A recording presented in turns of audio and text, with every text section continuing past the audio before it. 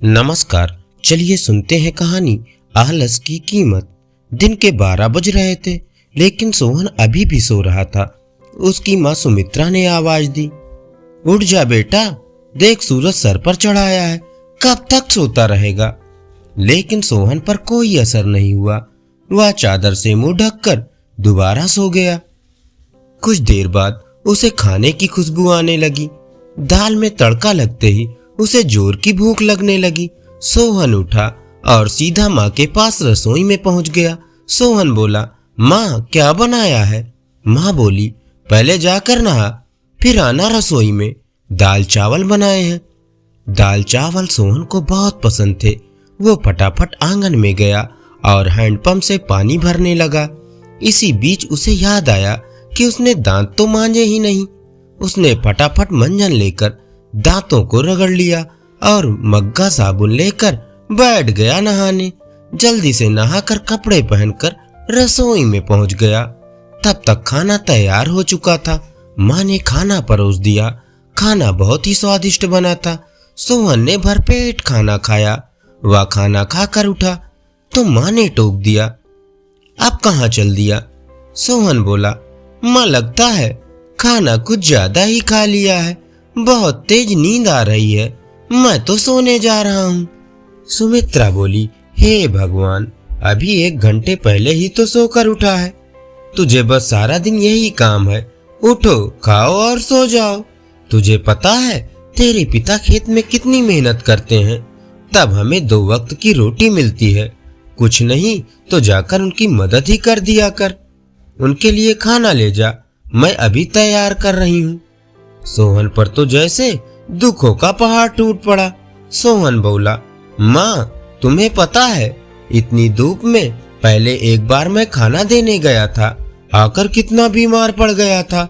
तुम ही चली जाना, मैं तो सोने जा रहा हूँ। सुमित्रा को बहुत गुस्सा आया। इससे पहले वो कुछ कहती, सोहन तेजी से अपने कमरे में जाकर सो गया। सुमित्रा खाना लेकर खेत पर पहुंची। कबीरदास बहुत मेहनत से खेत जोत रहे थे। सुमित्रा बोली, सुनो जी, पहले खाना खा लेते। कबीरदास बोले, अरे तुम इतनी धूप में क्यों परेशान होती हो, सोहन के हाथ से खाना भेज देती। सुमित्रा बोली, हमारे तो भाग्य ही फूट गए हैं, ऐसा आलसी बेटा मिला है, बस खाता है और सो जाता है। भगवान जाने इस लड़के का क्या होगा। कबीरदास बोले, चिंता मत करो, एक दिन सब ठीक हो जाएगा। सोहन के माता पिता सोहन की आदत से बहुत परेशान थे। वो कोई काम भी नहीं करता था, बस सारा दिन सारी रात सोता रहता था। एक दिन सोहन के पिता ने कहा, बेटा मैं खाद और यूरिया लेने शहर जा रहा हूँ, 2 दिन लग जाएंगे, फसल तैयार होने वाली है। तू सुबह खेत पर चले जाना और सारा दिन वहीं रहना। शाम को खाना खाकर रात को वहीं सोने चले जाना। कहीं कोई जानवर खेत में घुस जाए या कोई हमारी फसल को नुकसान ना पहुंचा दे। सोहन बोला, पिताजी मुझसे ये सब नहीं हो पाएगा, आप माँ को बोल दीजिए। कबीरदास बोले, नालायक, खेत की देखभाल आदमियों का काम होता है। अगर मुझे पता लगा तू खेत पर नहीं गया या फसल को नुकसान हो गया तो तेरी खैर नहीं। सोहन डर गया। वो पिताजी के जाने के बाद माँ से बोला, माँ सुबह जगा देना, नहीं तो पता नहीं पिताजी क्या करेंगे। सुमित्रा सोहन को सुबह 4 बजे जगा देती है। सोहन हाथ में फावड़ा लेकर खेत में पहुंच जाता है। वहां जाकर देखता है चारों ओर ठंडी हवा चल रही थी। वो एक पेड़ के नीचे बैठ जाता है। तभी उसे हल्की हल्की रोशनी नजर आती है। पूरा खेत लाल रोशनी से भर जाता है। सोहन ने ये सब पहली बार देखा था। वो आश्चर्य से सब देखता रहा। कुछ ही देर में सूरज उगने लगा। ये देखकर सोहन को बहुत आश्चर्य हुआ। कुछ ही देर में सभी गांव वाले खेत में काम करने आ गए। सब अपने अपने खेत पर काम कर रहे थे। सोहन पेड़ के नीचे बैठा था। तभी उसके पास के खेत के माधो काका आए। माधो काका बोले, सोहन मेरे खेत में पानी हो गया है, अब तू अपने खेत में पानी काट ले। सोहन बोला, काका मुझे तो कुछ पता नहीं, ये सब तो पिताजी ने कभी नहीं बताया। माधो काका बोले, बेटा कभी पिताजी के साथ खेत पर भी आया है, जो तुझे पता होगा। माधो काका ने अपने बेटे को बुलाकर पानी सोहन के खेत की ओर कर दिया। माधो काका बोले, जब पूरा खेत भर जाए तो हमें बता देना। सोहन बैठकर देखता रहा, लेकिन सुबह जल्दी उठने के कारण उसे नींद आ गई। खेत में पानी बहुत ज्यादा भर गया। तभी माधो काका दौड़ते हुए आए।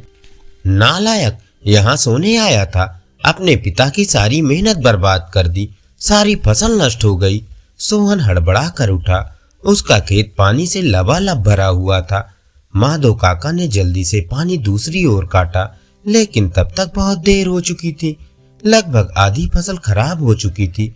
सोहन बोला, काका अब कुछ नहीं हो सकता क्या? माधो काका बोले, नहीं बेटा, तैयार फसल का ध्यान बच्चे की तरह रखना पड़ता है। समय से पानी देना, खाद देना, जानवरों से बचाना, इसलिए हम दिन रात खेत पर रहते हैं। अब तो भगवान ही मालिक है। सोहन पेड़ के नीचे बैठा रोता रहा। दोपहर को सुमित्रा खाना लेकर आई।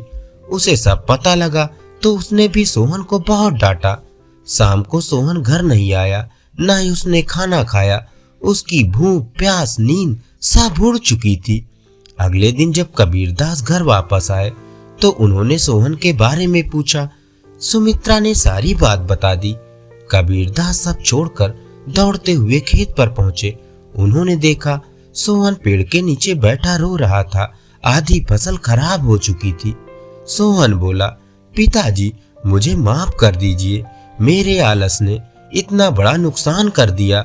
आप चाहे तो मुझे पीट लीजिए। कबीरदास बोले, नहीं, तुझे मारने से फसल ठीक नहीं होगी। वादा कर, आज के बाद कभी आलस नहीं करेगा। चल अब घर चल, वहीं बात करेंगे। दोनों घर आ जाते हैं। सोहन की आंखों से अब भी आंसू बह रहे थे। सुमित्रा ने उसे खाने को दिया, लेकिन उसने नहीं खाया और वो अपने कमरे में जाकर रोने लगा। सुमित्रा बोली, जी अब क्या होगा? आधी फसल तो बर्बाद हो गई। कबीरदास बोले, सुमित्रा, कोई घाटे का सौदा नहीं है। आधी फसल देकर अगर बेटा सुधर गया तो यही काफी है। कबीरदास ने सोहन को बुलाया। बेटा, अब तो जो नुकसान होना था वो हो गया।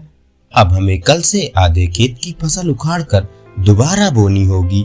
सोहन बोला, पिताजी आप बाकी आधे खेत में खाद यूरिया लगाकर उसे काटने का इंतजाम कीजिए। मैं इस पर अकेले काम करना चाहता हूँ। अगले दिन सुबह 4 बजे सोहन अपने पिता के साथ खेत पर पहुँच गया और पिता के बताए अनुसार खेत पर काम करने लगा। 4 महीने कठिन परिश्रम करने के बाद नई फसल कुछ बढ़ती हुई दिखाई देने लगी।